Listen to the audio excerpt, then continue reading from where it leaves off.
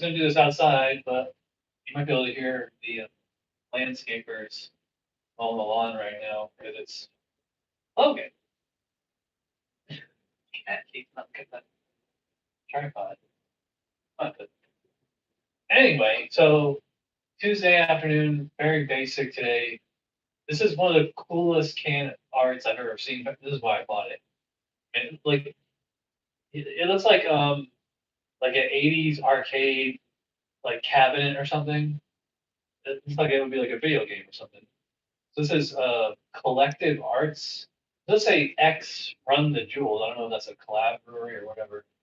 Get it, dry hop blonde, only 5% UV, Citra and Enigma hops.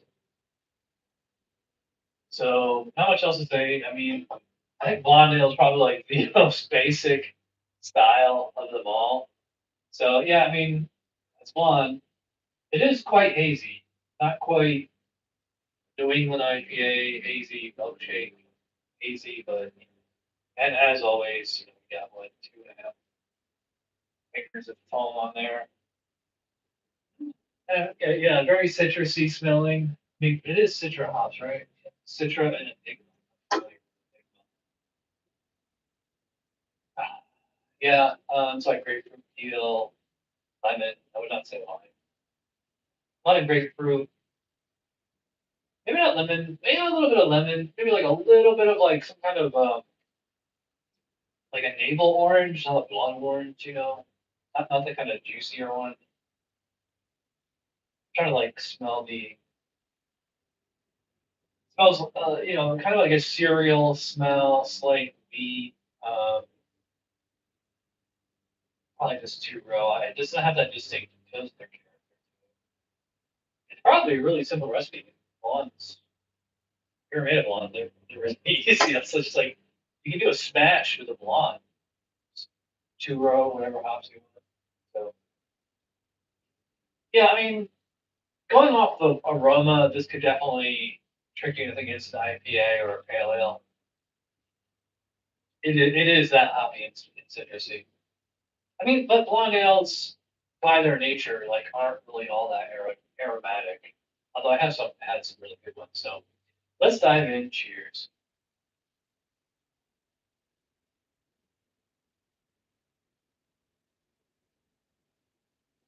And going off take, off aroma, I said it. You might think it's an IPA just off the smell. It's very IPA-ish on the flavor too. There's lots of hot flavor on there. The Citra, obviously, big, ruby red grapefruit, pink grapefruit, a little bit of lemon.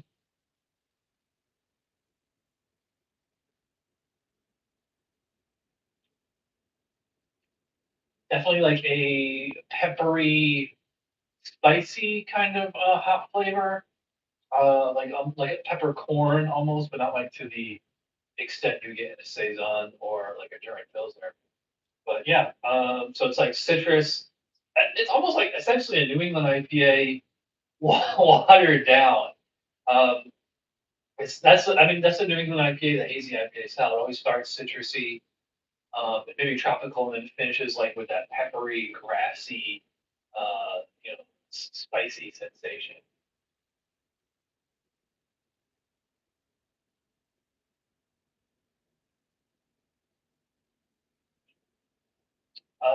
Hop actual bitterness on this one. It's not to the extent of an IPA. You could definitely tell someone this is a pale ale. In fact, that's probably how I would grade it as like it's like a hazy pale ale. I mean, they're calling it a dry hop blonde. It doesn't really say anything about the. It doesn't say anything about the beer on the can. Like I said, that's a pretty cool label.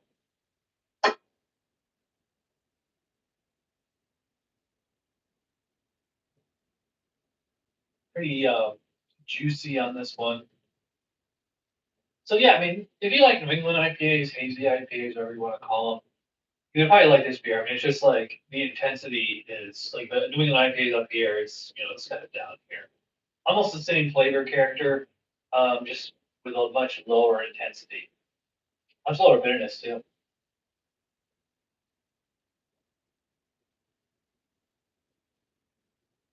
I will say that it's refreshing while it's in the mouth. Finishes, I mean, definitely finishes on the dry side. There's a little bit of like a starchy or weedy aftertaste. I wouldn't really call it refreshing because I'm actually, it's actually making me kind of thirsty. And like a real refreshing beer, which technically I don't think there is such thing as a refreshing beer. Because something that's refreshing would actually quench your thirst, but you're not thirsty anymore, like water. But I can't think of any juice, soda, energy drink, beer, um, or anything other than water. Ow, maybe Gatorade. Actually, Gatorade is a little salty, so I can. So something truly refreshing. Go for water.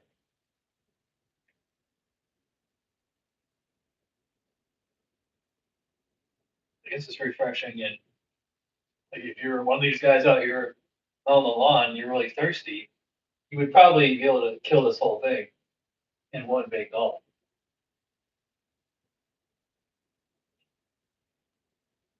And 5% ABV definitely feels like it. Um, I think it's a little too strong to session or have like two in a row. Um, I mean, like I said, it's pretty light, and you can suck this whole thing down pretty quickly. Um, I just think like well as a beer judge, I mean, I have to switch these. 'Cause I'd rather you see my BJCP than the Cicero. You know,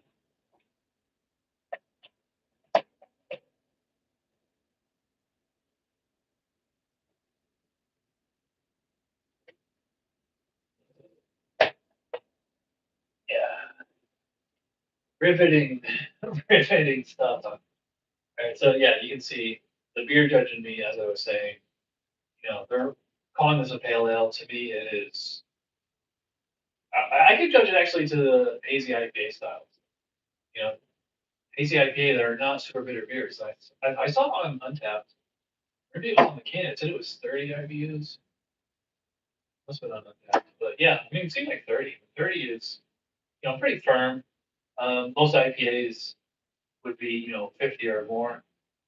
Love it. Ow. He wants to play. I'm trying to do his beer. All right, let's wrap up here.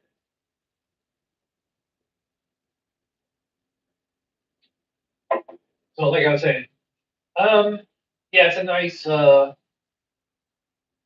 perfectly, hot afternoon type beer, beach beer. I mean, it comes in a can. I don't think it's like super refreshing, but yeah, it's a nice alternative to a hazy IPA. Something a little bit lighter. So yeah, I like it. As far as rating, um, I like it. I'm not super impressed as a beer judge. I think I'd probably go give this one like 3 3/4, maybe four. Um, it's a lot of flavor for a blonde ale, but as a hazy IPA or a pale ale, you could probably market it better that way. All right. Hey, we finished on our 10 minutes. In fact, under 9 minutes. So we're gonna wrap this up. Josh Holiday, and you're awesome. I will see you guys.